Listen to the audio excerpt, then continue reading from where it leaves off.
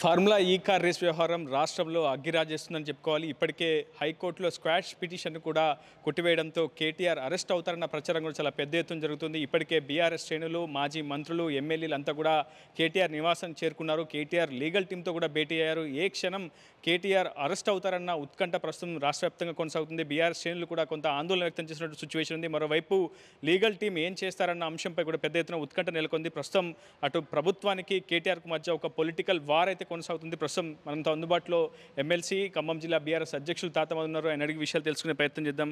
దాదాపుగా కేటీఆర్ అరెస్టు ఖాయమైపోయిందని ఇప్పటికే ప్రభుత్వ వర్గాల నుంచి కూడా సమాచారం అందుతుంది. భవిష్యత్ కార్యాచరణపై బీఆర్ఎస్ ఎటువంటి యాక్షన్ ప్లాన్ ముందుకు తీసుకెళ్లే ప్రయత్నం చేస్తుంది? కాంగ్రెస్ పార్టీ, రేవంత్ రెడ్డి నాయకత్వంలో ఉన్న కాంగ్రెస్ పార్టీ గత 14 నెలలుగా ఒక మైండ్ గేమ్ ఆడుతుంది. వాళ్ళు ఇచ్చినటువంటి హామీలని నెరవేర్చలేక ప్రజల నుంచి వచ్చేటువంటి వ్యతిరేకతని పక్కదావ పట్టించడం కోసం ఒక డైవర్షన్ పాలిటిక్స్ ఆడుతుంది. ఆ డైవర్షన్ పాలిటిక్స్లో భాగమే కేటీఆర్ గారి మీద ఈ ఫార్ములా కేసు. ఈ ఫార్ములా కేసులో ఏమీ జరగలేదు. ఈ ఫార్ములా కేసు అనేది, ఈ ఫార్ములా అనేటువంటిది అసలు మంత్రులకు తెలియదు. ఫస్ట్ థింగ్, అసలు ఈ ఫార్ములా రేస్ ఎందుకు పెట్టారు, దీని ఉద్దేశం ఏంది, దీని బ్యాక్గ్రౌండ్ ఏంది, ఎందుకు తీసుకొచ్చారు, అనేక రాష్ట్రాలు పోటీ పడ్డా తెలంగాణకి ఎందుకు వచ్చింది అనేది ఈరోజు వరకు కూడా ఈ రాష్ట్రంలో మంత్రివర్గంలో ఉన్న ఏ మంత్రి కూడా సరైన సమాధానం చెప్పలేని పరిస్థితిలో ఉన్నారు. ఎందుకంటే వాళ్ళకంత నాలెడ్జ్ లేదు. రెండో విషయం, కేటీఆర్ గారు గత 14 నెలలుగా రేవంత్ రెడ్డి ప్రభుత్వం మీద, వారిచ్చిన హామీల మీద ప్రజల పక్షాన నిలబడి నికరంగా కొట్లాడుతున్నటువంటి నాయకుడుగా ఇవాళ కేటీఆర్ గారు ఉన్నారు. ప్రజల తరపున తన యొక్క గళాన్ని వినిపించడం కోసం, ప్రజల తరపున తన నిలబడి ఒక ప్రతిపక్ష నాయకుడిగా, ఒక బాధ్యతాయుతమైన గతంలో మంత్రిగా కేటీఆర్ గారు బీఆర్ఎస్ పార్టీ వర్కింగ్ ప్రెసిడెంట్గా ఈరోజు ప్రజల గొంతుకని వినిపిస్తున్నారు. తెలంగాణ ప్రజల గొంతుకని వినిపించేవాడు. కాబట్టి ఈ గొంతుకని నొక్కాలి అనే ప్రయత్నంలోనే ఈ కేసు. ప్రభుత్వ వర్గాలు ఒక అంశాన్ని పదే పదే ఉటంకిస్తున్నాయి. ఫార్ములా ఈ కార్ రేస్ వ్యవహారంలో కిడ్ ప్రోకో జరిగింది. స్పాన్సర్షిప్గా ఉన్నటువంటి గ్రీన్కో సంస్థ నుంచి ఎన్నికల బాండ్ల రూపంలో దాదాపు కొన్ని కోట్ల రూపాయలు బీఆర్ఎస్ అకౌంట్లో జమ చేశాయని చెప్పి పెద్ద ఎత్తున ప్రభుత్వ వర్గాలు చెప్తున్నాయి. సో కిడ్ ప్రోకో జరిగింది. అందుకే ఏసీబీ కూడా దూకుడుగా వ్యవహరిస్తుంది. ఏపీ, తెలంగాణ రాష్ట్రంలోని గ్రీన్కో సంస్థలన్నింటిలో కూడా దాడులు చేస్తుంది ఏసీబీ. సో ఖచ్చితంగా ఈ అంశంలో కిడ్ ప్రోకో జరిగిందనేదే ప్రధాన వాదన. మీరేం చెప్తారు? రేవంత్ రెడ్డి అనే వ్యక్తి మోసాలకి, కుట్రలకి మారుపేరే రేవంత్ రెడ్డి. గ్రీన్కో అనే కంపెనీ అనేది కేవలం బీఆర్ఎస్ పార్టీకి ఇవ్వలేదు, కానీ బీఆర్ఎస్ పార్టీ గ్రీన్కో బాండ్స్ ఇచ్చిన దాని మీదనే బయటపెట్టారు. గ్రీన్కో అనేది బీజేపీకి ఇచ్చింది, కాంగ్రెస్ పార్టీకి ఇచ్చింది, తెలుగుదేశం పార్టీకి ఇచ్చింది, వైఎస్ఆర్సీపీకి ఇచ్చింది, బీఆర్ఎస్ పార్టీకి ఇచ్చింది. ఈ విషయాన్ని కాంగ్రెస్ పార్టీ కావాలని బయటపెట్టట్లేదు ఎత్తుగడగా, కానీ ఓన్లీ బీఆర్ఎస్కి ఇచ్చింది మాత్రమే బయటకు చూపిస్తుంది. కానీ వారికి ఇచ్చిన విషయం ఎందుకు బయటపెట్టట్లేదు నేను అడుగుతున్న వారిని. అదే విషయంగా రేవంత్ రెడ్డి ముఖ్యమంత్రి కాగానే ఇదే ఫార్ములా ఈ రేస్ కంపెనీ ప్రతినిధులు వచ్చి వారిని కలిశారు. అయ్యా, మేము 4 సంవత్సరాలు గత ప్రభుత్వంతో ఒప్పందం చేసుకున్నాం, 1 సంవత్సరం అయిపోయింది, ఇంకా 3 సంవత్సరాలు ఉంది. మేము ఒప్పందం చేసుకుంది ప్రభుత్వంతోనే, కేటీఆర్ గారితో కాదు. ఈ తెలంగాణ రాష్ట్ర ప్రభుత్వం మా సంస్థతోని ఒప్పందం చేసుకుంది. ఈ ఒప్పందాన్ని ఇంప్లిమెంట్ చేయండి, మీరు కొత్త గవర్నమెంట్ వచ్చారు కాబట్టి మేము దీని గురించి చర్చించడానికి వచ్చామని చెప్పడం అనేది జరిగింది. వారి ఫోటోలు అన్నీ, ఎవ్రీథింగ్, ఏ రూమ్లో కలిశారు, ఎప్పుడు కలిశారు, రేవంత్ రెడ్డి గారిని ఏ డేట్ని కలిశారు, అన్నీ క్లియర్గా ఉన్నాయి. ఆ విషయాన్ని బయట పెట్టట్లే కావాలని. ఇదేంటంటే కావాలని బదనాం చేయడం కోసం, గుడ్డగాల్చి మేదేయటం కోసం కుట్ర చేసి వేసినట్టు కేసు. గతంలో కూడా కాళేశ్వరం మీద ఇదే చేశారు. వచ్చిన 6 నెలలు కాళేశ్వరం రన్ చేశారు. తర్వాత ఓటుకు నోటు ఫోన్ ట్యాపింగ్ రన్ చేశారు. తర్వాత ఇంకేదో రన్ చేశారు. ఇప్పుడు ఇది రన్ చేస్తున్నారు. అందుకోసం ఇవాళ కాంగ్రెస్ ప్రభుత్వం మీద, వారు తీసుకున్న నిర్ణయాల మీద, వారు చేస్తున్నటువంటి పరిపాలన మీద ప్రజల్లో అసంతృప్తి అనేది వచ్చింది. తెలంగాణ రాష్ట్రానికి ఉన్నటువంటి ఒక బ్రాండ్ ఇమేజ్ని దెబ్బతీసి ఇలా బ్యాడ్ ఇమేజ్ చేశారు. ఆ రోజు కేసీఆర్ గారు కానీ, కేటీఆర్ గారు కానీ, బీఆర్ఎస్ ప్రభుత్వం కానీ తెలంగాణ యొక్క బ్రాండ్ ఇమేజ్ని పెంచడం కోసం ప్రయత్నం చేస్తే, ఈరోజు రేవంత్ రెడ్డి నాయకత్వంలో ఉన్న కాంగ్రెస్ ప్రభుత్వం ఈ రాష్ట్రానికి ఒక బ్యాడ్ ఇమేజ్ తీసుకొచ్చింది.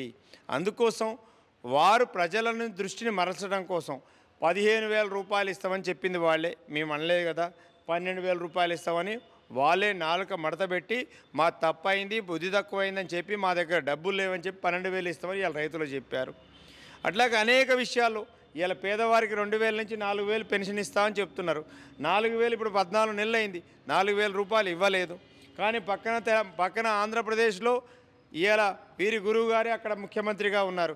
మరి వచ్చినటువంటి నెల రోజుల్లోనే 2,000 రూపాయలు 4,000 రూపాయలు చేసిండ్రు.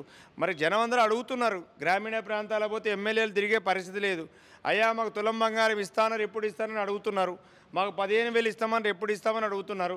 రైతుల ఇవాళ మిర్చి రేటు పడిపోయింది, పత్తి రేటు పడిపోయింది, అన్ని పోయినాయి. ఇవాళ చాలా ఇబ్బందుల్లో రైతులు ఉన్నారు. వీటన్నిటిని కూడా కప్పిపుచ్చడం కోసం అట్లాగే లగచర్లలో ఏం జరిగింది మీకు తెలుసు. గిరిజన రైతుల భూములు గుంజుకుంటుంటే వాటికి వ్యతిరేకంగా పోరాడింది బీఆర్ఎస్. కేటీఆర్ గారి నాయకత్వంలో పోరాడింది. తర్వాత తోకముడిచి మేము తీసుకోవట్లేదు భూములని చెప్పడం జరిగింది.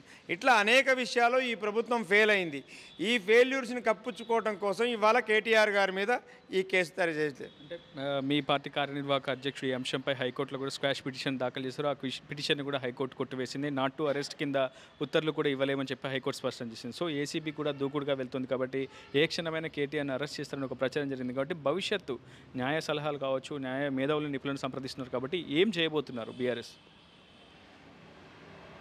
న్యాయ ప్రక్రియలో భాగంగానే ఏదైనా జరుగుతుందండి. కేటీఆర్ గారి మీద పెట్టిన కేసు అక్రమ కేసు, నా మీద పెట్టిన కేసు అక్రమ కేసు కాబట్టి దీన్ని క్వాష్ చేయమని ఆయన హైకోర్టుకి వెళ్ళారు. హైకోర్టు ముందు స్టే విధించింది, నేను తర్వాత ఇస్తాను. ఈరోజు మళ్ళీ అదే హైకోర్టు ఏం చెప్పింది, మీరు విచారణకు సహకరించండి, మీరు ఇబ్బంది లేదు కదా అని చెప్పింది. సో మేము ఎందుకంటే మేము కోర్టు నుంచి కోర్టు ఏం చెప్పినా వినాల్సిందే.